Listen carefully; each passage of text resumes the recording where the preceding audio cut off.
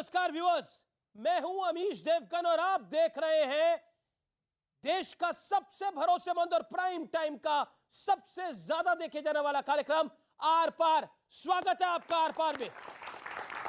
सियासत का तापमान यानी पारा बेहद हाई है। हम ऐसा इसलिए कह रहे हैं क्योंकि नया साल चढ़े अभी 4 हफ्ते भी नहीं हुए हैं, लेकिन 4 बड़े सियासी मुद्दे सामने आ चुके हैं। एक तरफ भारतीय जनता पार्टी ने 2024 में अब तक की सबसे प्रचंड जीत का दावा कर दिया है। 2024 का विजय मंत्र पेश करते हुए प्रधानमंत्री मोदी ने कहा कि मौजूदा कार्यकाल में जनता की सेवा के लिए अब सिर्फ 400 दिन बचे हैं। इसलिए बीजेपी के लोग, बीजेपी के कार्यकर्ता जनता की सेवा में पूरी ताकत अब झोंक दे। दूसरी तरफ भारत जोड़ने के लिए निकले श्रीमान राहुल गांधी की पार्टी में टूट का सिलसिला एक बार फिर जारी है। तीसरी तरफ अरविंद केजरीवाल, अखिलेश यादव और केरल के सीएम पी विजयन के साथ मिलकर केसीआर एक नया सपना देख रहे हैं, अपना एक नया मोर्चा बना रहे हैं, उसका दम दिखा रहे हैं, जिसमें ना कांग्रेस है, ना टीएमसी, ना जेडीयू, ना आरजेडी। और चौथी तरफ रामचरितमानस से लेकर सेना पर बिगड़े बोल तक बिहार की महागठबंधन की सरकार में भी जबरदस्त बवाल है। लेकिन सबसे बड़ा सवाल है कि मौजूदा सियासी हाल में कौन कितना मजबूत है। क्या विपक्ष नरेंद्र दामोदर दास मोदी का मुकाबला कर पाएगा, बीजेपी का मुकाबला कर पाएगा? आज इसी पर होगी जनता के बीच सबसे बड़ी सियासी चर्चा यानी सियासी मंथन। सियासत का तापमान हाई है यानी सियासत का पारा हाई है। आज का आर पार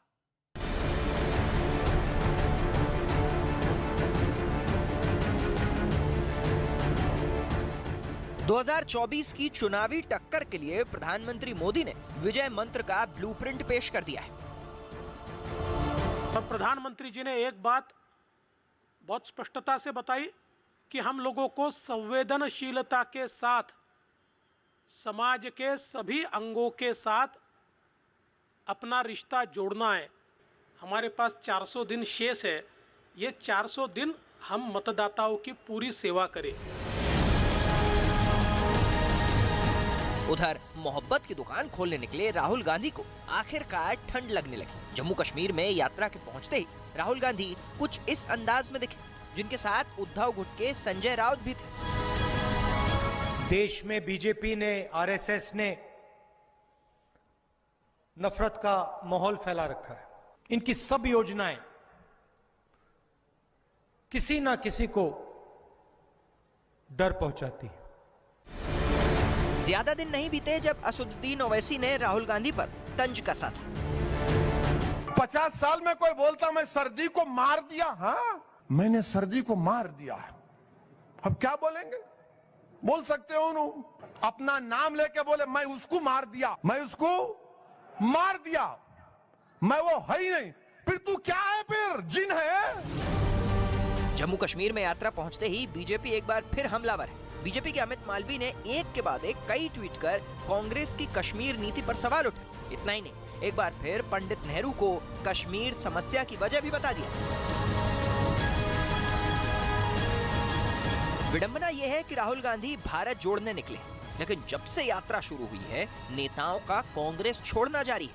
इस कड़ी में ताजा नाम पंजाब कांग्रेस के बड़े नेता मनप्रीत सिंह बादल का है। लेकिन अब जरा सियासत का बदरंग चेहरा देख लीजिए और महागठबंधन इसका एपिसेंटर बना हुआ है। नीच जाति के लोग शिक्षा ग्रहण करके जहरीला हो जाते हैं, जैसा कि सांप दूध पीने के बाद होता है। इसी चीज को कोट करके बाबा साहब अम्बेडकर ने दुनिया के लोगों को बताया, ये जो ग्रंथ हैं नफरत को बोने वाले, एक युग में मनुस्मृति, दूसरे युग में रामचरितमानस और तीसरे युग में गुरु गोवलकर का बंच ऑफ थॉट, ये दुनिया को नफरत, हमारे देश को, समाज को नफरत में बांटती है। बीजेपी में जब चुनाव आता है तो ज्यादा से ज्यादा आर्मी पर हमला करता है। इस बार लगता है कि किसी कंट्री पर हमला करेगा। अगर मेरे आका की इज्जत के हाथ डालोगी तो अभी तो हम करबला मैदान में इकट्ठा हुए हैं, उनकी इज्जत के लिए हम शहरों को भी करबला बना देंगे।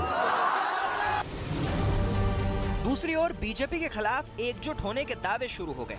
तेलंगाना में केसीआर ने मंच सजाया, केजरीवाल और अखिलेश को बुलाया, लेकिन नीतीश और ममता दीदी को छोड़ दिया। हम लोगों को कहाँ कोई मतलब, हम लोग तो देख रहे हैं कि रात दिन हम लोग किस काम में लगे हुए हैं। तो इस बीच में कोई कहीं हमको चाहे भी तो कैसे जाएंगे। लेकिन आज सबसे बड़ा सवाल है कि बढ़ते सियासी तापमान के बीच किसके लिए सत्ता की राह आसान होगी। आज इसी पर होगी देश की सबसे बड़ी बहस। तो स्वागत है आपका देश की सबसे बड़ी चर्चा में। जनता जनार्दन है, देश के युवा हैं, उनका जोरदार अभिनंदन है। मेरे साथ कौन कौन मेहमान जुड़ रहे हैं आपको मैं इंट्रोड्यूस कराऊंगा, लेकिन सियासत का पारा हाई है, ये आज का विषय है। मेरे साथ डॉक्टर अजय आलोक है जो कि जाने माने राजनीतिक विश्लेषक है, उनका अभिनंदन है। मेरे साथ प्रेम शुक्ला है, उनका अभिनंदन है, भारतीय जनता पार्टी के नेता है, प्रवक्ता है। मेरे साथ श्रीमान राजकुमार भाटी है, उनका अभिनंदन है, समाजवादी पार्टी के वरिष्ठ नेता है, प्रवक्ता है, उनका अभिनंदन है। मेरे साथ कलीमुल हाफिज है, अध्यक्ष AIMIM दिल्ली प्रदेश के, उनका अभिनंदन है जोरदार तालियों के साथ। और मेरे साथ राधिका खेड़ा जुड़ेंगी, कांग्रेस पार्टी की नेत्री और प्रवक्ता, उनका भी अभिनंदन है। आप तमाम लोगों का स्वागत है। लेकिन शुरुआत में मैं आपको 50-50 सेकंड देता हूं अपनी बात को रखने के लिए। डॉक्टर अजय आलोक, आपसे ही शुरुआत आज करते हैं। अक्सर आपको शिकायत रहती है कि आपके पास हम लेट आते हैं, आप ही से शुरुआत करते हैं। मेरा पहला सवाल डॉक्टर अजय आलोक आपसे यही है, 50 सेकंड के अंदर जवाब दीजिए। सियासत का तापमान तो बेहद हाई है और सबको पीएम की कुर्सी भी याद आ रही है।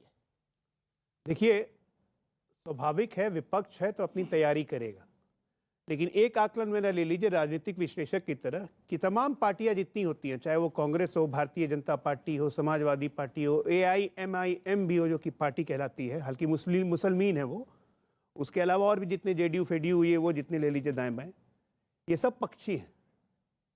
पक्षियों में एकता होते देखिए आपने कभी? पक्षी में एकता नहीं होती, सब कोई अपने अपने दम पे लड़ेंगे। और ये प्री पोल अलायंस ये वो सब बेकार की बात है, कोई एक दूसरे को नेता मानने को तैयार नहीं है।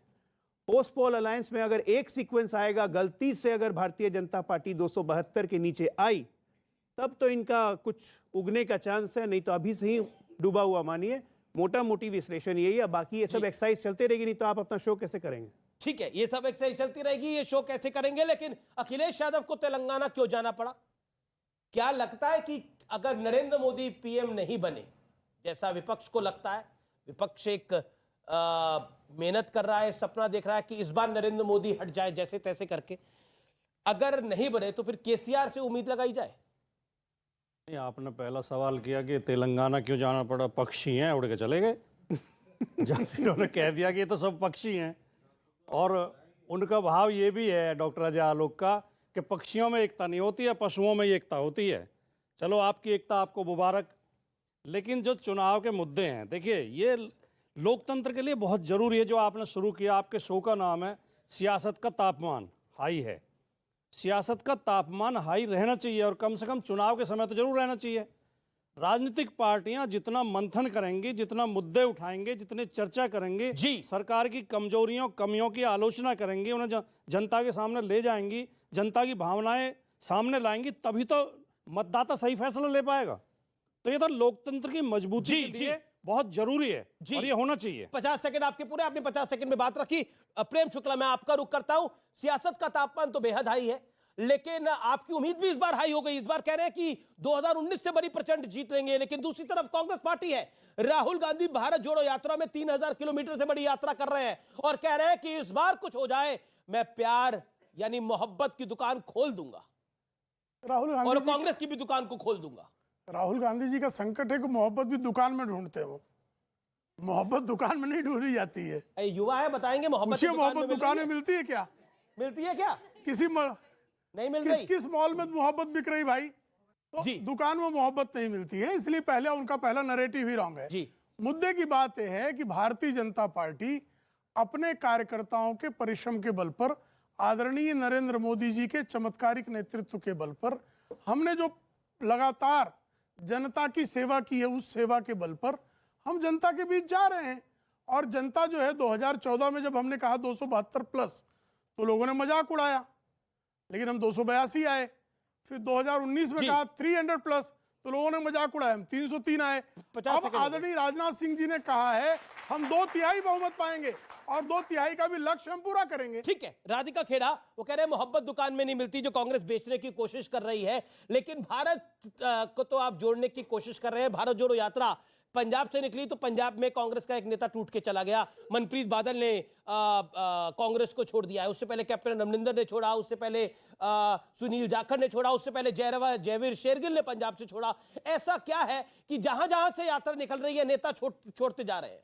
ऐसा क्या कर दिया आपने? देखिए, मैं राहुल जी की बातों को दोहराऊंगी। जिनको कोई डर है, इनकी भेजी हुई ईडी, इनकी भेजी हुई सीबीआई, अजी प्रेशर तो सब पे है। इन्होंने तो फिल्म स्टार को भी नहीं छोड़ा, ये तो मूवी को भी नहीं छोड़ते। इतना नहीं छोड़ते कि प्रधानमंत्री जी को सामने आके बोलना पड़ा कि कोई भी किसी भी पिक्चर के ऊपर टिप्पणी ना करे। इससे साबित होता है प्रधानमंत्री जी ने खुद मान लिया कि ये नफरत फैला रहे हैं, खुद मान लिया कि ये मीडिया के भी खिलाफ है, खुद मान लिया ये नेता अभिनेताओं के खिलाफ है। अरे मोदी जी तो स्वयं अमिताभ बच्चन जी हो या बड़े बड़े फिल्म स्टार हो, उनको इतनी कॉपी करते हैं, उनकी पिक्चरें इतनी खुशी से देखते थे। आपको याद है ना, एक ऐड आया था गुजरात का, उसमें कैसे उन्होंने अमिताभ बच्चन जी का कॉपी किया था। और इनके नेता क्या करते हैं, ये जो बार बार बोल रहे हैं कि जनता चाहेगी, अरे आपके खुद के लोग तो आपकी बात नहीं सुन रहे कि भाई मोदी जी ने फोन किया हिमाचल में, याद है आप लोगों को? एक बहुत वीडियो वायरल हुआ था, आप सबके व्हाट्सएप पे आया होगा। वो एमएलए को कहा कि हेलो, मैं कह रहा हूं मेरी बात पे भरोसा रखिए, चुनाव मत लड़िए। वो आदमी फिर भी निर्दलीय लड़ा। अच्छा, मैं आपसे पूछता हूं कलीमुल हाफिज, आपको मैं थोड़ा 5 सेकंड एक्स्ट्रा दे देता हूं बात को रखने के लिए। एक सवाल का जवाब दीजिए, ठंड लग रही है आपको, नहीं लग रही है? आपके नेता ठंड का बड़ा मजाक उड़ा रहे हैं। देखिए, माना वो हैदराबाद में रहते हैं, लेकिन दिल्ली और उत्तर भारत में बड़ी ठंड पड़ती है भैया। देखिए, पूरा देश देख रहा है जिस तरह का नैरेटिव गढ़ा जा रहा है पूरे देश में। खासतौर से प्रधानमंत्री नरेंद्र मोदी जी जिस तरह की कार्यकारिणी में बात करते हैं कि हम पसमानदा मुसलमानों की बात करेंगे, एजुकेटेड मुसलमानों की बात करेंगे, लेकिन वही प्रधानमंत्री उन गरीब मुसलमान बच्चों में जो स्कॉलरशिप मिलनी थी एक क्लास 1 से क्लास 8 की, वो बंद कर देते हैं। जो गरीब मुसलमान जो नेशनल फेलोशिप लेता था, मौलाना आज़ाद नेशनल फेलोशिप के नाम से, उसे बंद कर देते हैं। और उनके सांसद बाकायदा कहते हैं कि मुसलमानों का आर्थिक बहिष्कार करिए। एक सांसद तो बाकायदा उनकी कहती है कि चाकू छुरियां तेज करा लीजिए ताकि इनके गर्दन काटने के काम आए। एक उनके सांसद बाकायदा उनके गृह मंत्री एक प्रदेश के कहते हैं कि इनका बहिष्कार करिए। यानी एक तरफ तो प्रधानमंत्री महोदय एक मैसेज दे रहे हैं कि इनको गले से लगाना है, और दूसरी तरफ उनके जो मंत्री या सांसद या विधायक इस तरह की जहरीली जुबान बोल रहे हैं। 55 सेकंड। ये जो है क्या दर्शाता है? ये दर्शाता ये है कि इनकी कथनी और करनी में फर्क है। ठीक है, अब मैं आता हूं। नहीं, अब 55 सेकंड आपका 1 मिनट से ऊपर हो गया। मैं प्रेम शुक्ला आपसे रिएक्शन लेता हूं कि एक तरफ आप कथनी कुछ और करते हैं, करनी कुछ और करते हैं, और जो राधिका खेड़ा जी ने भी सवाल पूछा उसका भी जवाब क्विकली। देखिए, हम तो सबका साथ, सबका विकास, सबका विश्वास, सबका प्रयास की बात हमेशा से करते रहे हैं। हंस रही है कांग्रेस पार्टी। वो हंसेंगे ही, क्योंकि उन्होंने कहा कि अल्पसंख्यकों का पहला अधिकार है, मुसलमानों का पहला अधिकार इस देश के संसाधनों पर है। तो उनको तो हंसी आएगी कि हम सबका साथ, सबका विकास की बात क्यों कर रहे हैं। ये तो मुसलमानों की पार्टी है। उन्होंने अब खुद जो है, नदीम जावेद इनके अल्पसंख्यक प्रकोष्ठ के अध्यक्ष थे, उन्होंने उर्दू अखबारों से कहा था कि राहुल गांधी ने कहा हम जो है मुसलमानों की पार्टी है।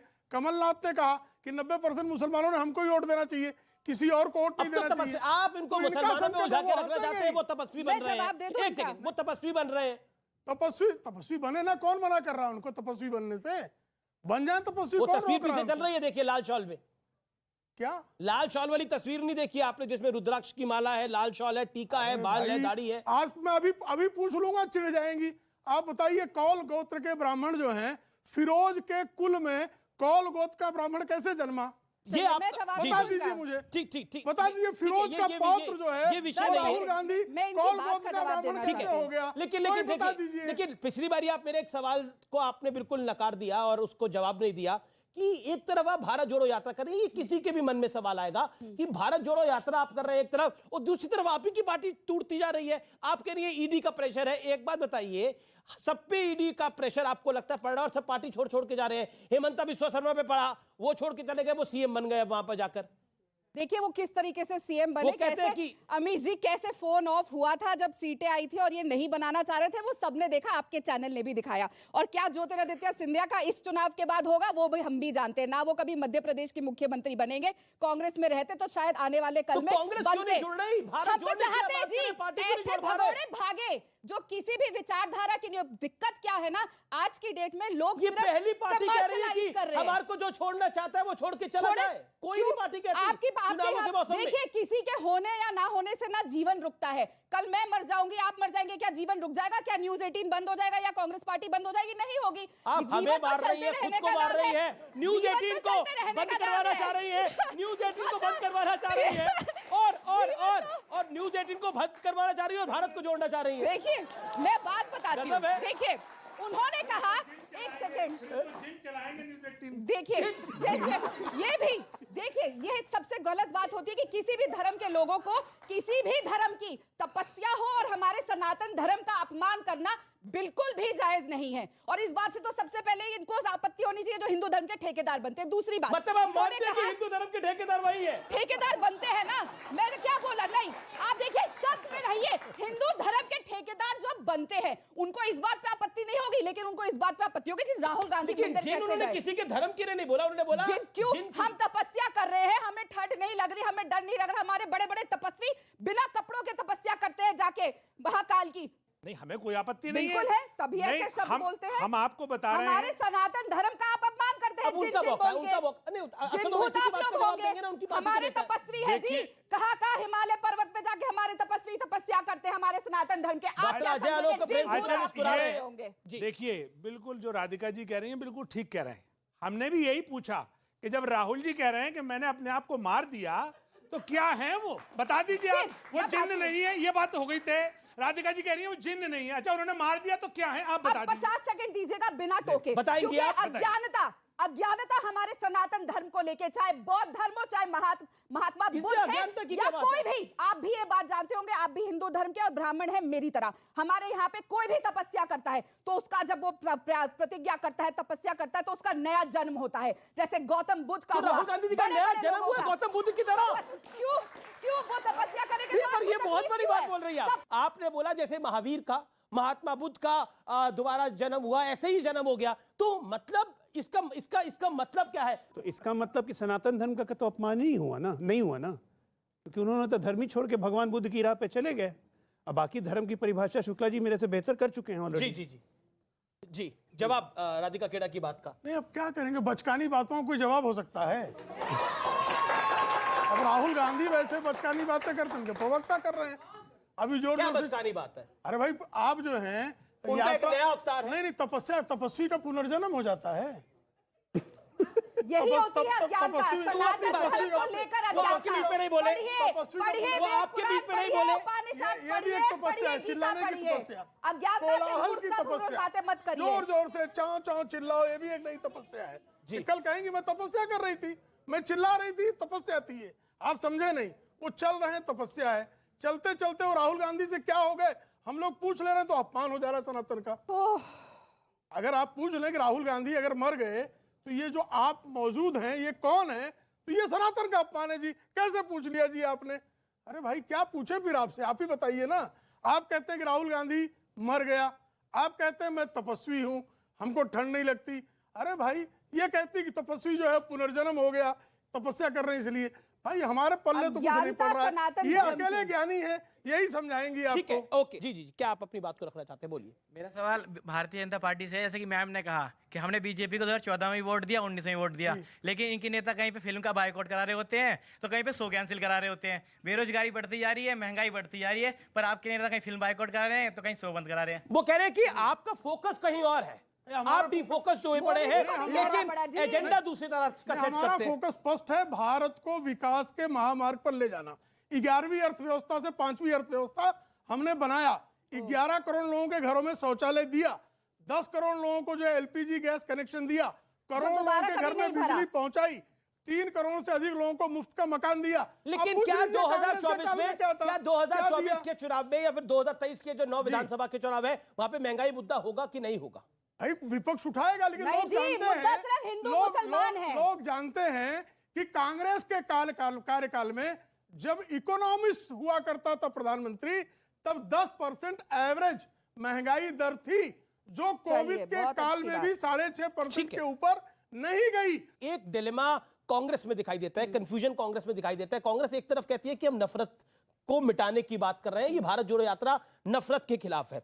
दूसरी तरफ दिखाई देता है एक बड़ा कंफ्यूजन। दूसरी तरफ कहते हैं देखिए महंगाई की बात करना चाहते हैं, हिमाचल के अंदर आप पेट्रोल और डीजल के दाम 3 रुपए बढ़ा देते हैं, वादा करके कि आप कम करेंगे, कम करने का वादा किया, 3 रुपए बढ़ा दिया। ये तो डबल धोखा हुआ पब्लिक के साथ, जैसा बीजेपी आरोप लगा रही है। अब सुनिए पूरा सवाल सुन लीजिए, फिर आप बोलिएगा। उसके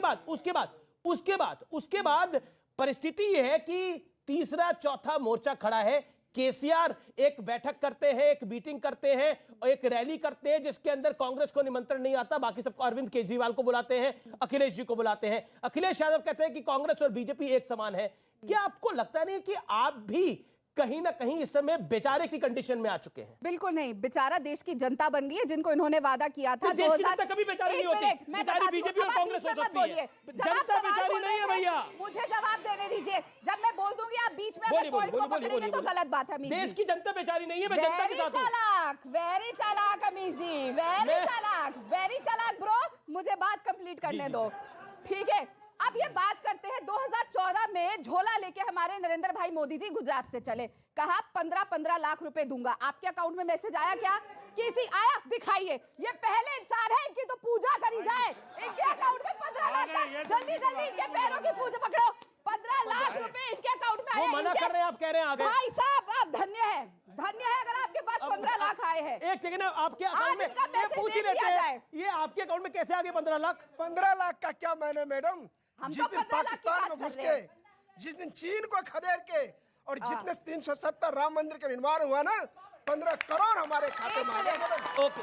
एक मिनट, ओके श्री राम मेरे आराध्य है, लेकिन श्री राम ने ये नहीं कहा कि उनके नाम पे 15 लाख का वादा हो और पूरा ना किया जाए। श्री राम ने ये नहीं कहा कि जो पार्टी 2014 में वादा करेगी कि पेट्रोल और डीजल के दाम 60 रुपए से नीचे आएंगे वो आज 100 के पार कर जाए। श्री राम ने ये नहीं कहा कि डॉलर और रुपया जो बराबर करने की बात करते थे, मोदी जी का भाषण याद है ना, जब डॉलर और रुपया के रेट ऐसे होते हैं और डॉलर गिरता है तो देश की जी साख गिरती है। आप तो जी जवाब ले लेते हैं। अब जवाब 40 सेकंड।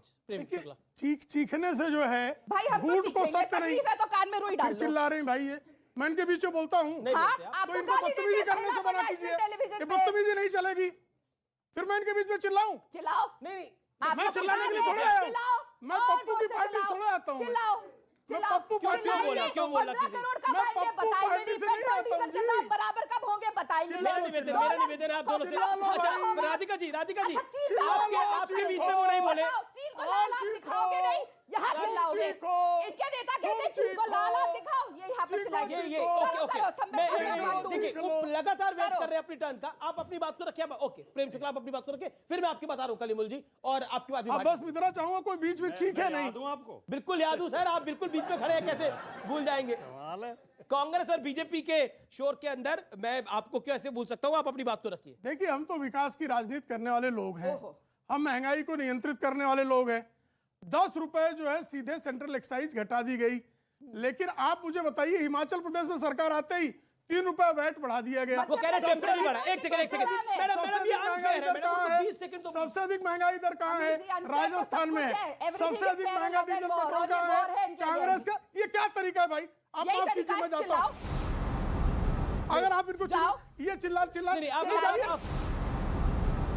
ये क्या तरीका है?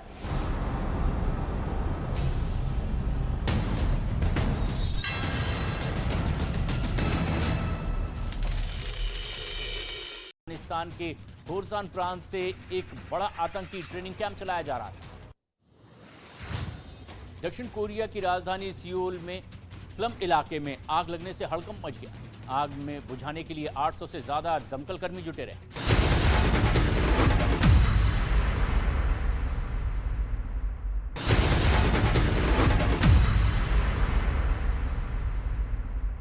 पहाड़ों पर हो रही बर्फबारी से घाटी गुलजार, यहां हो रही बर्फबारी पर्यटकों के लिए आकर्षण का केंद्र बनी।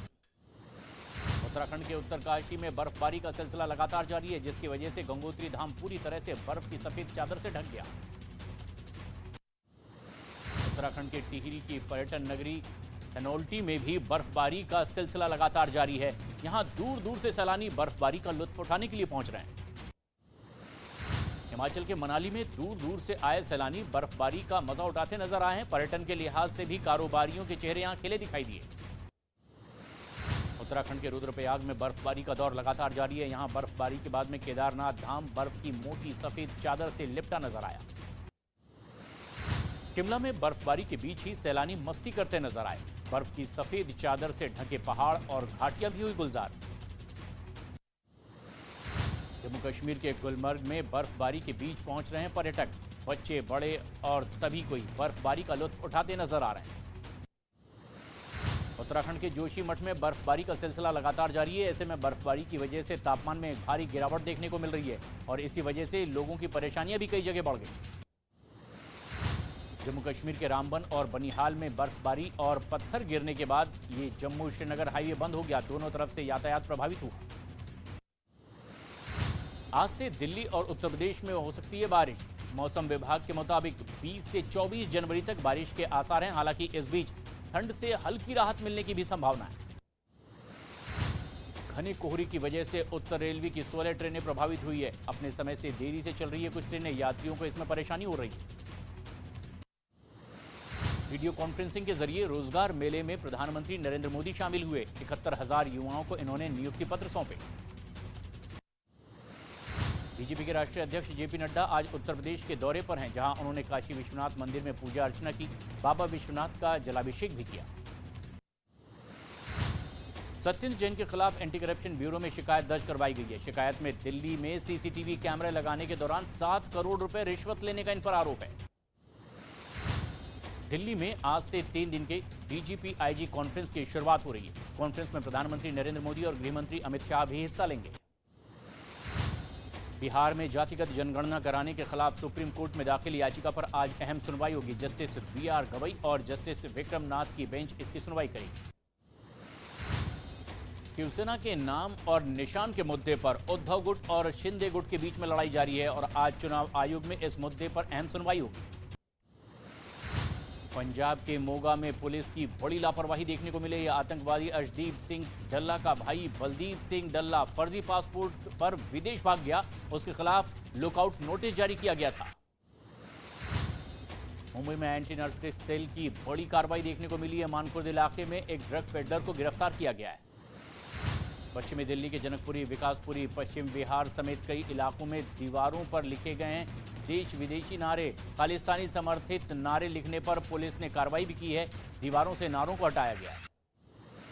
जम्मू कश्मीर में एक बार फिर से आतंकी संगठन टीआरएफ ने कश्मीर पंडितों को कश्मीर छोड़ने की धमकी दी है। टीआरएफ का धमकी भरा लेटर भी सामने आया है।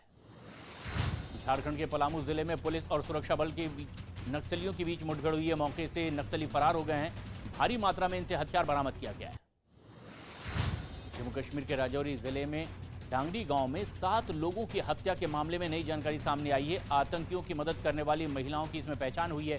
महिलाओं ने आतंकियों को फोन और खाना उपलब्ध करवाया था। जम्मू के अरनिया सेक्टर में 24 घंटे में चोरों ने 3 मंदिरों को अपना निशाना बनाया है। मंदिर से गहने और कैश लेकर ये फरार हो गए। पंजाब के मुक्तसर में एनआईए की टीम ने छापेमारी की है। लुधियाना में हुए ब्लास्ट को लेकर के ये बड़ी कार्रवाई की गई। एनआईए ने पीएफआई के 2 और आरोपियों के खिलाफ 5 लाख रुपए का इनाम घोषित कर दिया है। प्रवीण नेतारू का हत्या में शामिल होने का आरोप पिछले 27 जुलाई को प्रवीण नेतारू की हत्या हुई थी। जम्मू श्रीनगर के पुंछ में 26 जनवरी को देखते हुए सुरक्षा और सख्त कर दी गई है। जवानों ने गाड़ियों की तलाशी ली है। चप्पे चप्पे पर अब कड़ी निगरानी रखी जा रही है। जम्मू कश्मीर के किश्तवाड़ में गणतंत्र दिवस के मद्देनजर सुरक्षा चाक चौबंद कर दी गई है। जवानों ने इलाके में तलाशी अभियान चलाया। दिल्ली में G20 और 26 जनवरी को लेकर के पुलिस सतर्क हो गई है। सुरक्षा को देखते हुए पुलिस ने मॉक ड्रिल भी किया। भीड़ भाड़ वाली जगहों पर मॉक ड्रिल का प्रदर्शन हुआ। गाजियाबाद के जिला अस्पताल में पैथोलॉजी लैब की छत गिर गई है और मलबे में दबने की वजह से एक कर्मचारी इसमें घायल हो गया है। कई साल से यह छत जर्जर बताई गई। जम्मू कश्मीर के अनंतनाग में एक रिहायशी इलाके में आग लगने से हड़कंप मच गया है। आग की लपटें चारों तरफ से दिखाई दे रही थी। एक घर इसमें जलकर राख हो गया। गुरुग्राम की हाउसिंग सोसाइटी में आग में झुलसने से एक आदमी की मौत हो गई है। परिवार के बाकी 2 लोग इसमें सुरक्षित बाहर निकाल लिए गए। शॉर्ट सर्किट की वजह से यह हादसा बताया गया। उत्तर प्रदेश के देवरिया में एक फोम की दुकान में आग लगने से हड़कंप मच गया है। दूर तक आग की लपटें उठती दिखाई दी है। आसपास काले धुएं का गुबार उठता दिखाई दिया। बिहार के बेगूसराय में आग लगने से 3 मकान जलकर पूरी तरह राख हो गए। शॉर्ट सर्किट की वजह से यह आग लगी है। कड़ी मशक्कत के बाद इस आग पर काबू पाया गया। बिहार के कटिहार में आग लगने से अफरा तफरी मच गई। आग की लपटों में 8 दुकानें जलकर राख हो गई है। आग की वजह से जोरदार धमाका भी हुआ। उत्तर प्रदेश के महोबा में एक कार में भीषण आग लगी। फायर ब्रिगेड की टीम ने कड़ी मशक्कत के बाद इस आग पर काबू पाया है। महोबा शहर कोतवाली इलाके में ये बड़ी घटना हुई है।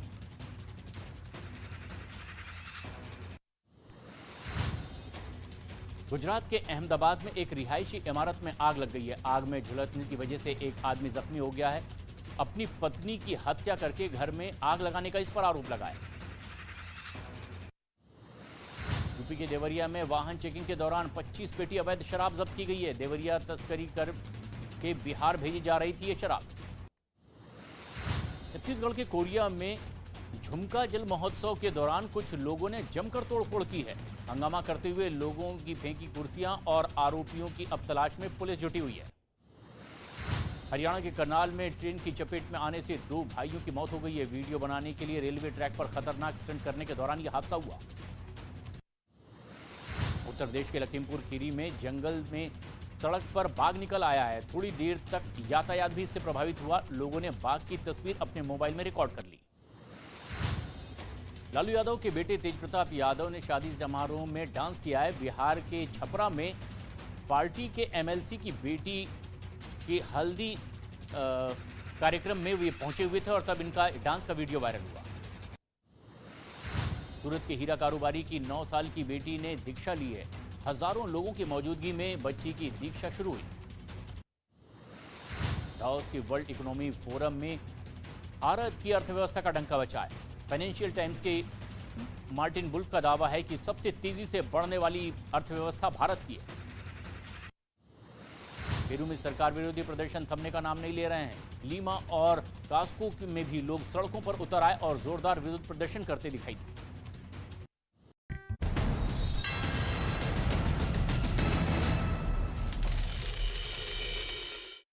वेलकम बैक व्यूअर्स, आप देख रहे हैं आर पार में। आज पब्लिक डिबेट का दिन है। स्वागत है आपका एक बार फिर आर पार की पब्लिक डिबेट में। हम महंगाई को नियंत्रित करने वाले लोग हैं। 10 रुपए जो है सीधे सेंट्रल एक्साइज घटा दी गई, लेकिन आप मुझे बताइए हिमाचल प्रदेश में सरकार आते ही 3 रुपए वैट बढ़ा दिया गया। वो कह रहे टेम्परेरी बढ़ा। एक सेकंड मैडम ये अनफेयर है मैडम। 20 सेकंड तो सबसे अधिक महंगाई दर कहां है? राजस्थान में है। सबसे अधिक महंगा डीजल पेट्रोल कहां है? कांग्रेस का। ये क्या तरीका है भाई? आप माफ कीजिए, मैं जाता हूं। अगर आप इनको ये चिल्ला ये क्या तरीका है? ये तरीका क्या है? अभी औरत और मैं इनको कुछ कह दूंगा। ये महिला चिल्ला नहीं, आप उनको चुप कराएं। ये बदतमीजी कर रही है। चुप करा रहा हूं। ये बदतमीजी कर रही है। तरीका है ये बहस का तरीका है। आप डिबेट से छोड़ेंगे, आप बैठिए। हम तो बोलेंगे भागिए। ये बहस का तरीका है। अच्छा ठीक है। अरे ये गाली गलौज कर रही महिला। राधिका जी ऐसे ही भागेगी आपकी सरकार भी, देश की जनता ऐसे ही भगाएगी, क्योंकि आप अच्छा ठीक है। महंगाई और बेरोजगारी के नीचे दबा दिया है। मेरा निवेदन मानिए आप। ओके, ये तरीका है भाई। सब लोग बोले जो झूठे होते हैं वो ऐसे ही भागते हैं। ये तरीका है बात करने का। कम से कम आपके जैसे मैडम एक सेकंड देखिए राधिका जी, आप उनको बोलने दीजिए, वो आपको बोलने लगातार दे रहे हैं। ओके, आप अपनी बात को रखिए।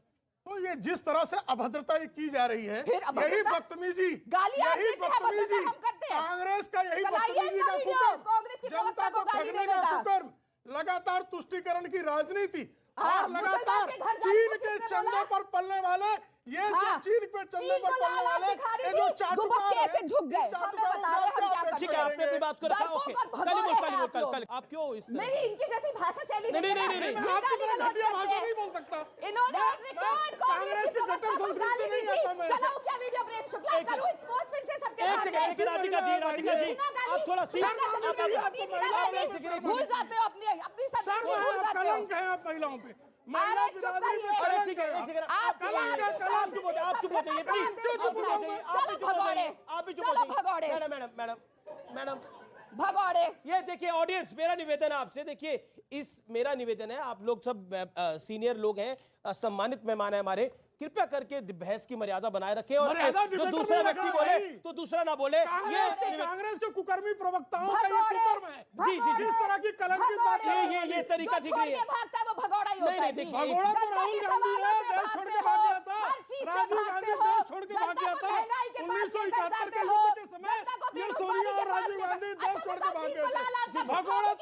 नेता है, अरे ठीक है, तुम्हारा ठीक है, नेता भगोड़ा है, तुम्हारी पार्टी भगोड़ी है। सर जैसे कि मैम ने बताया कि राहुल जी तपस्वी है, तो जो तपस्वी होता है वो सब कुछ त्याग देता है। वो कभी बहन से मिलते तो मोह माया किस चीज का? फिर मोह माया किस बात का? ये आपका एक पॉइंट है, मैं इस पे जवाब ले लूंगा।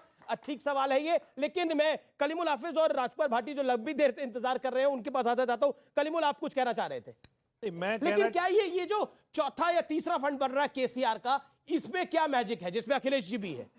देखिए, मैजिक कुछ नहीं है। हर हालत में मोदी सरकार को हटाना है, तो इसलिए जरूरी है कि विपक्ष अपनी एकता करे। अब ठीक है, विपक्ष के अलग अलग ब्लॉक बन रहे हैं, क्योंकि अगर एक चेहरा वर्सेस मोदी होगा तो मोदी जी को फायदा होगा।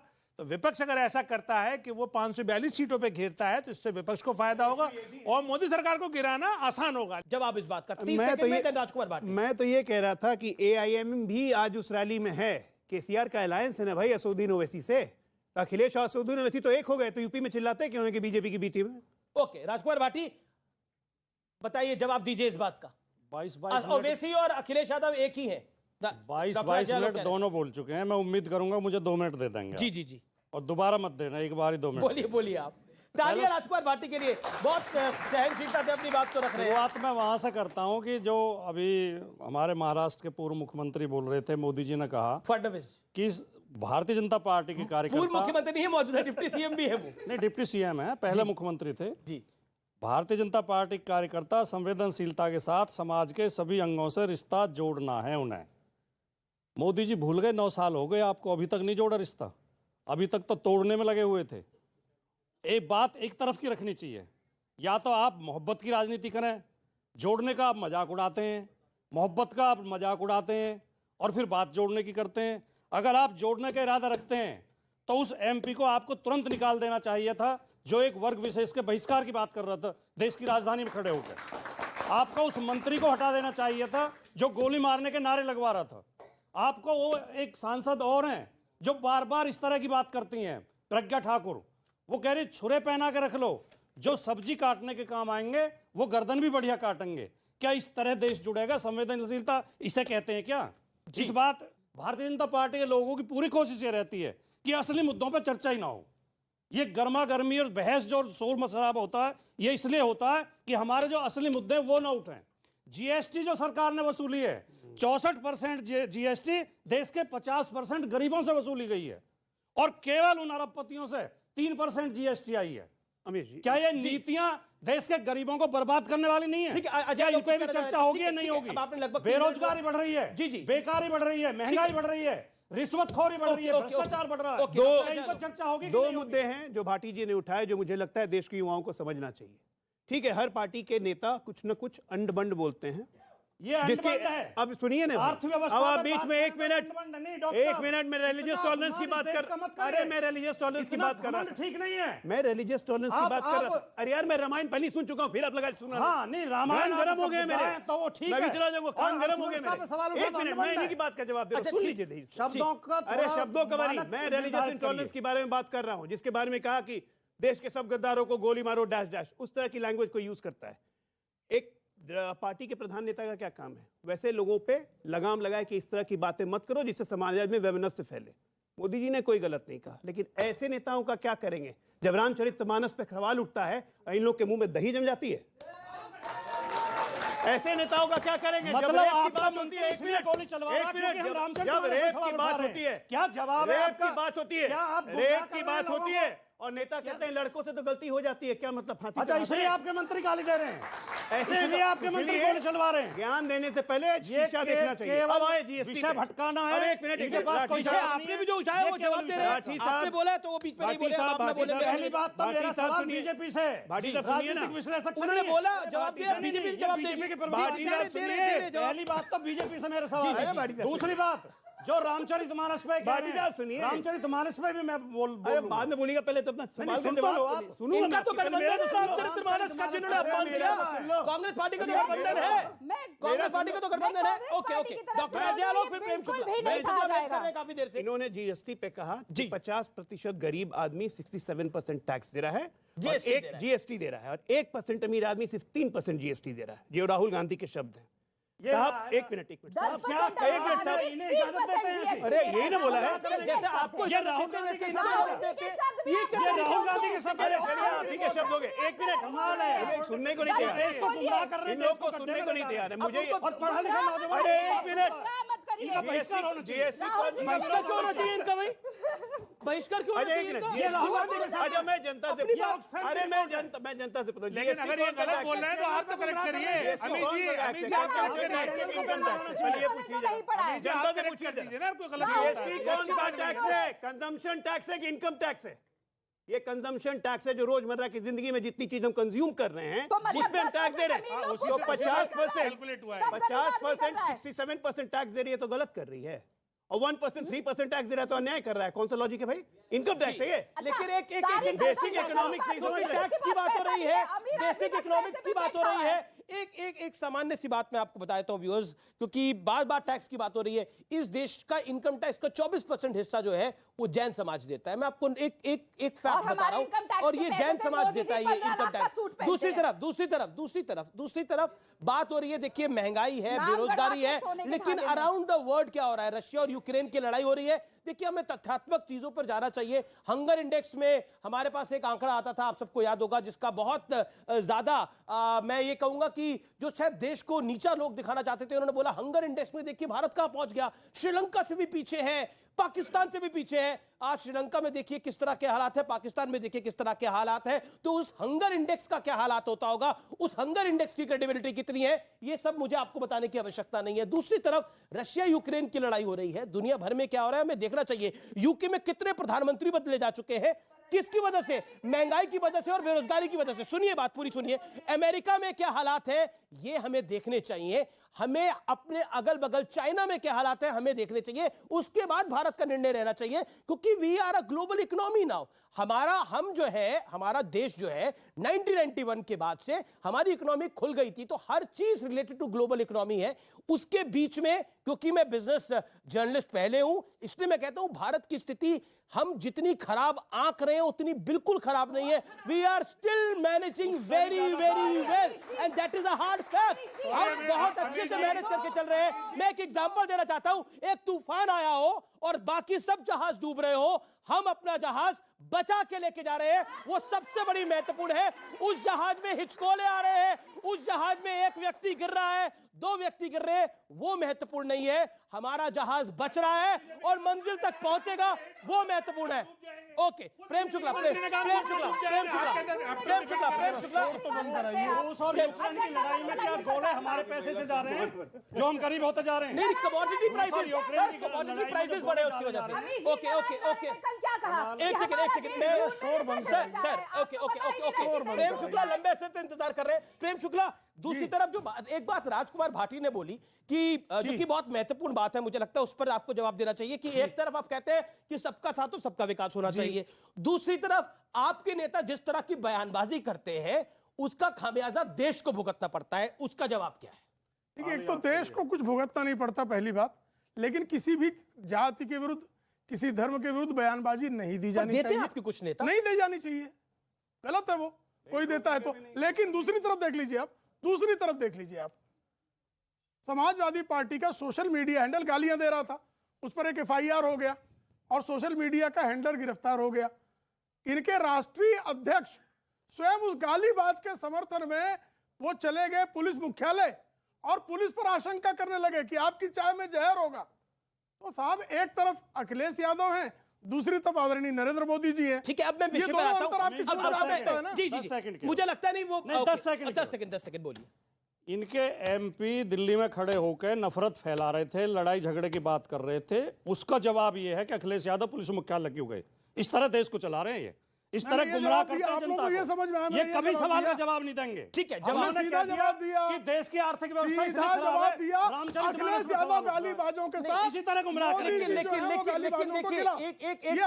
एक पॉइंट की हमें बात होगी, और दूसरी तरफ मैं राधिका खेड़ा, क्योंकि यहाँ पे नफरत की बात हुई और कांग्रेस की तो अब लाइन है कि वो नफरत के बाजार में मोहब्बत की दुकान खोल रहे हैं।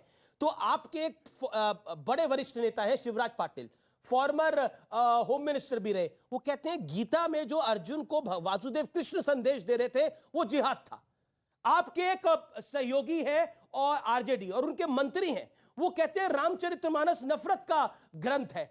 आप मुझे बताइए क्या कारण है, क्या मजबूरी है, प्यार बांटने वाली राहुल गांधी की पार्टी उन पर कार्रवाई नहीं कर सकती? जवाब दीजिए। देखिए तेजस्वी जी को तुरंत उन पे कार्रवाई करनी चाहिए, क्योंकि कोई भी ग्रंथ हो, मेरे ग्रंथ का कोई अपमान कर रहा है, मैं नहीं सुनूंगी। मुझे नहीं पता उन्होंने अभी कब कहा और क्या बात, जो मैंने सुना मैं उस पर टिप्पणी दूंगी, जो मैंने नहीं सुना। एक मिनट, मैं इनकी तरह शब्द नहीं बदल देती कि राहुल जी ने ये कहा। राहुल जी ने जो कहा था मैं आपको पढ़ के सुना देती हूँ वर्बैटम।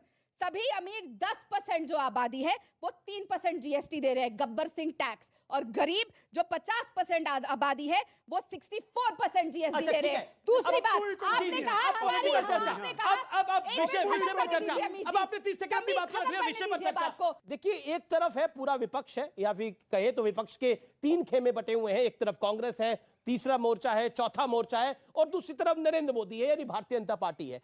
तो एक तरह से ये आंका जा रहा है, और इस सवाल को मैं राधिका खेड़ा आप ही के पास लेके आता हूं, आखिरकार कांग्रेस अलग थलग है या फिर कांग्रेस को कोई छूना नहीं चाहता? अखिलेश जी छूना नहीं चाहते, केसीआर छूना नहीं चाहते, अरविंद केजरीवाल छूना नहीं चाहते। आप तो अरविंद केजरीवाल के हम भी उन्हें छूना नहीं चाहते, डोंट वरी। आप तो द्वार गए थे अरविंद केजरीवाल के 2019 के लोकसभा में कि हमारे साथ गठबंधन कर लो, आपने उनकी सरकार बनाई। इन्होंने तो अलगाववादियों के साथ सरकार बनाई थी और पाकिस्तान को धन्यवाद किया था जब जम्मू कश्मीर में सरकार बनाई थी खुद शाह साहब और मोदी जी ने। तो उसमें भी जाइए ना, हर चीज पे हम पे उंगली दिखाएंगे तो 4 उन पे दिखा रहे आप। अलगाववादियों के साथ आज भी आप ये बीच में बोलेंगे, बोलेंगे तो ये चिढ़ के भागेंगे। मेरे भी चिल्ला रही थी ना, अब थोड़ा सा कोई नहीं भाग रहा, चिल्ला रही है। अब बौखला क्यों नहीं?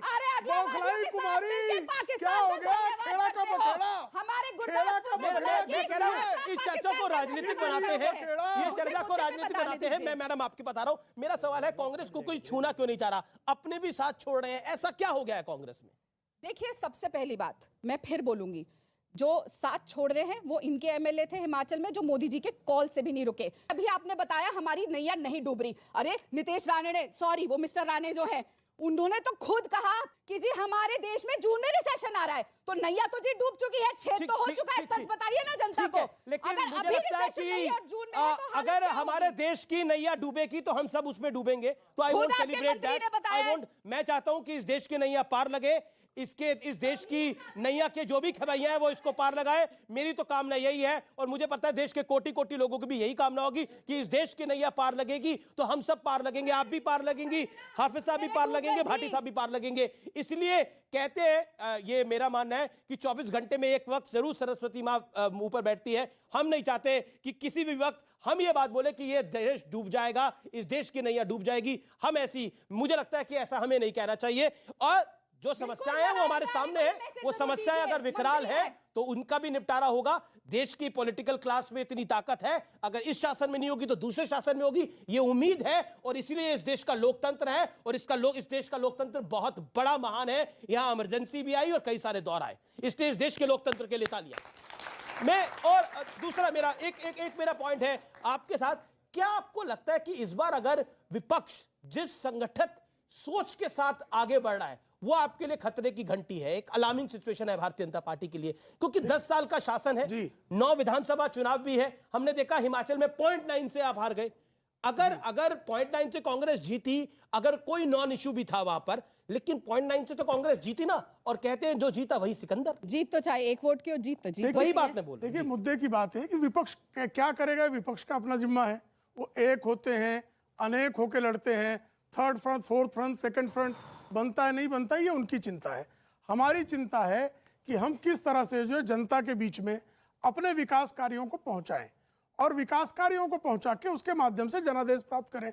हम जनता की सेवा में जुटे हुए हैं। किसी को लगता है कि वो जो है हमारी जनता की सेवा की बुराइयां करके चुनाव जीत जाएगा, तो ये उसका अधिकार है, वो करे अपनी बुराई, प्रचार करना उनका भी अधिकार है। वो गठबंधन बनाए, अलग होकर लड़े, सारे मिलकर लड़े, 10 फ्रंट बनाकर लड़े, ये उनकी चिंता का विषय है। जी राजकुमार भाटी, ये आप लोग कांग्रेस के साथ क्यों नहीं जाना चाहते? क्या आपको लगता है कि कांग्रेस के साथ जाकर आपका भी कांग्रेस जैसा हश्र हो जाएगा? नहीं, पहले तो आपने जो देश के बारे में अभी थोड़ी देर पहले बोला, मैं उसका बहुत समर्थन करता हूँ। आपने बहुत अच्छा बोला, और कभी कभी आप अच्छा भी बोलते हैं, कभी कभी, तो ऐसे नहीं है। कब मैं वो शेर भी पढ़ देता हूँ उनका, इकबाल का, कि कुछ बात है कि हस्ती मिटती नहीं हमारी, सदियों रहा है दुश्मन दौरे जमा हमारा। बहुत शानदार। तो ये इस बात का मैं पुरजोर समर्थन करता हूँ कि इस देश में वो ताकत है, इस देश की धरती में, मिट्टी में वो ताकत है कि जब देश में संकट आता है अपने आप इलाज जनता ढूंढ लेती है, इसमें कोई शक नहीं है। जो भी खराब दिशा की तरफ देश जा रहा है उसे जनता सही दिशा में कर कांग्रेस देगी। पे मेरा सवाल है डायरेक्ट, में। तो क्या अखिलेश जी ने बोला कि कांग्रेस और बीजेपी एक समान है, कांग्रेस को आप चिमटे से भी क्यों नहीं छूना चाहते? नहीं, ऐसा हमने, ये माननीय अटल बिहारी वाजपेयी जी ने बोला था लोकसभा में, हमने ऐसा नहीं बोला है। आपने नहीं बोला, सवाल है मेरा। लेकिन हमने ये नहीं कहा कि कांग्रेस और बीजेपी बिल्कुल एक जैसी हैं, कुछ मुद्दों पे एक जैसी हैं। उन मुद्दों पे कांग्रेस स्पष्टीकरण दे जी। आर्थिक नीतियां बीजेपी से अलग होनी चाहिए। अच्छा, कांग्रेस के साथ गठबंधन करेंगे यूपी में इस बार? सामाजिक न्याय की नीति अलग होनी चाहिए। नहीं, ये तो तब सोचा जाएगा। प्रैक्टिकल बातों की, प्रैक्टिकल सवाल पूछ रहा हूं। नहीं, कांग्रेस के साथ गठबंधन होगा क्योंकि ये तो बेचारे 2022 के अंदर आपके तरले लेते रहे। मैं इस बात को ऑन रिकॉर्ड रख रहा हूं। कांग्रेस चाहती थी आपसे गठबंधन होना, लेकिन आपने बोला ना बाबा ना। 2017 में गठबंधन करके देख लिया हमारा हश्र क्या हुआ। देखिए, उत्तर प्रदेश विधानसभा चुनाव में हम महसूस कर रहे थे कि बिना गठबंधन के ही बढ़िया लड़ा जाएगा, लड़े। इस बार अगर कांग्रेस इन दो मुद्दों पर स्पष्टीकरण अपना देगी तो फिर सोचा जाएगा गठबंधन के बारे में, अगर नहीं देगी तो नहीं सोचा जाएगा। स्पष्ट है हमारी नीति तो।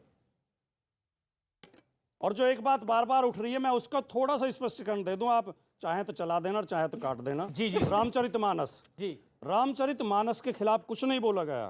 रामचरितमानस में जो जातीय विद्वेष है, कुछ जातियों को शूद्र, पिछड़े, उन जातियों को जो नीच कहा गया है, उनके खिलाफ जो बोला गया, उसका विरोध है। उसका हम करते हैं, ऑन रिकॉर्ड विरोध करते हैं। आप भी करते हैं? मैं भी करता हूं और सब करते हैं, सब करते हैं। पूजिए विप्रशील गुणहीना, शुद्र न गुणगन ज्ञान। ठीक है, जी जी, इसका हम विरोध करते हैं। ढोल गवार शूद्र पशु नारी, शकल ताड़ना के अधिकारी, हम इसका विरोध करते हैं। रामचरित जातीय सोच है, आपको भी लगता है कि नहीं करते? ओके, गीता जिहाद है, शिवराज पाटिल ने बोला, भाटी साहब कह रहे हैं कि हम भी रामचरितमानस के उस भाग का विरोध करते हैं। जवाब प्रेम देखिए, तो रामचरितमानस का किसी भी दोहा चौपाई का बिना संदर्भ के प्रसंग के जब आप अर्थ निकालेंगे तो उसका इसी तरह से गलत अर्थ निकलता है। और ये किसी भी धर्म ग्रंथ के बारे में बिना संदर्भ के प्रसंग के निकाले कोई अर्थ निकालना, यह उस धर्म ग्रंथ का अपमान करने के समान है। दूसरी बात कि वहां पर स्पष्टता से शिक्षा मंत्री महोदय ने वहां पर नालंदा विश्वविद्यालय के कार्यक्रम में जो आधिकारिक कार्यक्रम था उसमें यह कहा रामचरितमानस नफरत फैलाने वाला ग्रंथ है। अब इसके अलावा और क्या आप सुनना चाह रहे थे? शिवराज पाटिल ने कहा गीता जिहाद फैलाता है। ये दोनों जानबूझकर हिंदुओं को अपमानित करने की कांग्रेस की जो कुत्सित परंपरा है उसकी श्रृंखला का एक अंग है ये।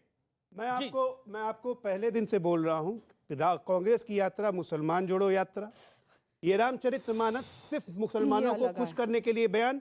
सुनाइए, ये शिक्षा मंत्री जी के बयान है अभी, ये रामचरितमानस देने के बाद। सुनिए, आप लोग सुनिए जरा, इनके क्या विचार हैं। मोहब्बत और ईमान का पैगाम देने वाला अकेला इस्लाम है। ये हमारे शिक्षा मंत्री हैं। क्या कह रहे हैं? मोहब्बत और ईमान का पैगाम देने वाला अकेला धर्म इस्लाम है। अब आप समझ गए, ये रामचरितमानस को नफरती बता रहे हैं। रामचरितमानस नफरती ग्रंथ है। ये देखिए टॉलरेंस है इस देश की, ये इस देश की बड़ी टॉलरेंस है जिसमें रामचरितमानस के किसी दोहे पर यानी किसी चौपाई पर कोई सवाल खड़ा कर देता है लेकिन कुछ कहा नहीं जाता। एक व्यक्ति तो कहता है कि नफरती ये ग्रंथ है, कुछ कहा नहीं जाता, और दूसरी तरफ कहा जाता है वो प्यार बांटने के लिए। देखिए, हर धर्म प्यार बांटना ही सिखाता है, लेकिन अगर आपके मन में नफरत हो तो कोई कुछ नहीं कर सकता। 2019 से पहले हमने ये काफी देखा। अब 2024 से पहले एक और आरजेडी के मंत्री है, नेता हैं, वो सवाल पूछ रहे हैं कि देखिए भारत की ये जो सरकार है ये चुनाव आने से पहले या तो किसी देश पे अटैक कर देगी या फिर कुछ और कर देती है। इस पर प्रेम शुक्ला आपका जवाब क्या है? यह भी साफ तौर पर उनकी जो है अज्ञानता को प्रकट करता है और किस तरह से भारत को ही कलंकित करने का प्रयास कांग्रेस और उनके अलाइज करते हैं। इसका उदाहरण है आरजेडी कांग्रेस की अलाई है। आप मुझे बताइए 2014 के पहले किस पे हमला हो गया था? 2019 के पहले जब हमारे यहाँ पुलवामा अटैक हुआ तो घुसकर जो है पाकिस्तान में मारना ये हमारा राष्ट्रीय धर्म था, उसका हमने निर्वाह किया। आज भी अगर कोई हमारे नागरिकों की, निर्दोष नागरिकों की हत्या करेगा तो घुस कर मारेंगे, घुस कर मारेंगे उसको, चाइना को घुस कर मारा, चाइना को भी घुस 2000 स्क्वायर किलोमीटर हमारे देश में बैठा है, 1 इंच नहीं आ सकता, 1 इंच नहीं आ सकता, 1 इंच नहीं आ सकता। ये नेहरू की कायरता का युग नहीं है, ये मोदी जी का युग है। कायर नेहरू का आखिरी दौर है चर्चा का। ऐसी क्या डर 20 है? सेकंड इनका मैं जवाब दे दूं। लेकिन पहले सरदार नवजोत सिंह सिद्धू, 1 सेकंड, कांग्रेस पार्टी के वरिष्ठ नेता और गांधी परिवार के बेहद करीबी सरदार नवजोत सिंह सिद्धू कहते थे कि कौवे मार के आए हैं। आज उन्हीं की बात सुरेंद्र यादव कर रहे हैं। जब बीजेपी को चुनाव जीतना होता है तो भारतीय सेना को आगे कर देती है और अब तो किसी देश पर अटैक करेंगे। क्यों? कांग्रेस और कांग्रेस के एलाइज सेना के शौर्य पर क्यों सवाल खड़ा करते हैं? राहुल गांधी कहते हैं भारतीय सेना पिट के आएगी। क्या 2024 में आपका ये एजेंडा है? गलत मत बोलिए अमीश जी, ये नहीं बोला था, आपसे मैं उम्मीद नहीं करती। पिट क्या आई है ये उन्होंने नहीं बोला था, इनके नेता ने बोला था कि वो आके पीटते हैं। आप अपनी बात बताइए। अब 40 सेकंड मुझे दीजिएगा बिना टोके। इन्होंने कहा कि हम लोगों के समय क्या हुआ, आपको याद है? अटल बिहारी वाजपेयी गए थे पाकिस्तान, बदले में क्या लेकर आए? कारगिल। मोदी जी गए, बिना देश को बताए एरोप्लेन उतारा, टपटर पटर पटर उतरे सीढ़ियों से और गले मिल लिए। क्यों? बेगानी शादी में अब्दुल्ला दीवाना, हाथ पकड़ के बिरयानी जो खानी थी, ना बुलावा मिला, बेटी की शादी में पहुंच गए, बदले में क्या मिला? गुरदासपुर। और उसके बाद हमारे एयरबेस पे किसने ISI को बुलाया? शाह साहब ने। और फिर कहा धन्यवाद, आपने बहुत अच्छी तहकीकात करी और देख लिया कि हम लोग कैसे आपको अटैक करेंगे। और यही पाकिस्तान है जिसके प्रधानमंत्री ने 2 दिन पहले कहा कि हमने 3 युद्ध इतनी बुरी तरह हारे हमारी देश की आर्मी की वजह से। वही पाकिस्तान जिसके सीने पे पैर रखवाया था इंदिरा गांधी जी ने इस आर्मी के साथ और 2 टुकड़े कर दिए थे। और उससे मुझे गर्व है कि हमारी सेना थी। देश का नहीं, पूरी दुनिया का भूगोल अगर किसी ने मिला, बदला तो हमारी देश की आर्मी ने। और ये जब कुछ होता है प्रधानमंत्री के लिए ना कोई सीमा में आया, ना कोई गया, और आर्मी कहती है हमारे 20 सैनिक शहीद हो गए। 40 सेकंड मांगे थे, 1.5 मिनट से बोल रही है। शहीद नहीं जी, मर गए। 1 सेकंड, ऑडियो डाउन। अब आपने अपने वक्त को रख लिया। ओके, देखिए आपने एक प्रधानमंत्री के लिए बोला, वो पटर पटर जाते हैं, देश के प्रधानमंत्री है। अभी हमारे जी पटर पटर शब्द मुझे नहीं लगता मर्यादित होगा। ओके, राजीव गांधी जी के बारे में बोले, मोदी जी बोले, मनमोहन सिंह इनका युग जो था पहन के नहाते, तब अमीश जी को तकलीफ नहीं होगी। मैंने बोला वो पटर पटर करके सीढ़ियां उतर गए। और बताइए कैसे उतरते? चल के दिखाओ, पटर पटर की आवाज आएगी। ठीक है, देखिए क्या है कि 38,000 वर्ग किलोमीटर भारत की भूमि कब गई? कांग्रेस के कार्यकाल में गई। 4,000 वर्ग किलोमीटर अक्साई चीन कब गया? कांग्रेस के कार्यकाल में गया। जोरावर किला कब गया? कांग्रेस के कार्यकाल में गया। पाकिस्तान ने कश्मीर का आधा हिस्सा कब ले लिया? कांग्रेस के कार्यकाल में ले लिया। और हमारे कार्यकाल में एक आतंकी हमला किया, हमने घुस कर मारा उसको। तो ये कहते हैं खून की दलाली। ये हमारे सेना प्रमुख को संदीप दीक्षित इनका कहता है गुंडा। तो ये सेना के लोगों का अपमान करने के अलावा, और जब 1971 का युद्ध जीता गया, इंदिरा जी को तो भारत रत्न मिला, लेकिन जिन सैनिकों ने वो युद्ध जीता था उन पर अब की बारी तो अब तो आरजेडी के नेता कह रहे हैं, बिल्कुल आखिरी 1 मिनट है, अब तो आरजेडी के नेता कह रहे हैं। तो आरजेडी के नेता इन्हीं के बगल बच्चे हैं ना, किसके साथ हैं जी? आरजेडी वाले किसके साथ? आखिरी दौर सवाल। ओके, क्या आपके मन में सवाल है? अपनी बात को रखिए जल्दी, 10 सेकंड जी। सर, जैसे आपने बोला कि हिंदू ब्राह्मण शूद्र आपने बोला sir Bhagavad Gita, sir 1 minute sir, नहीं उन्होंने कहा सर, मैं अपने बैग में भगवत गीता रखता हूँ सर। उसका एक श्लोक है, उसमें लिखा है अगर तुम्हारे काम ब्राह्मण जैसे हैं तो तुम ब्राह्मण कहलाओगे, लेकिन तुम्हारे काम शूद्र वाले हैं तो तुम शूद्री कहलाओगे। जी जी जी जी, एक अच्छी बात है, लेकिन आप सबने अपनी बात को रखा। आप तमाम लोगों का बहुत बहुत शुक्रिया। लेकिन उम्मीद है 2024 और 2023 के जो 9 विधानसभा चुनाव हैं उनमें बहुत महत्वपूर्ण दौर आएंगे और राजनीति का पारा जो है वो और चढ़ेगा। आज स्टूडियो में जिसकी बानगी देखने को मिली उससे और ज्यादा हाई होगा, लेकिन सभ्यता और मर्यादा जरूर रहनी चाहिए। फिलहाल इस खास कार्यक्रम में इतना ही। जय हिंद, वंदे मातरम।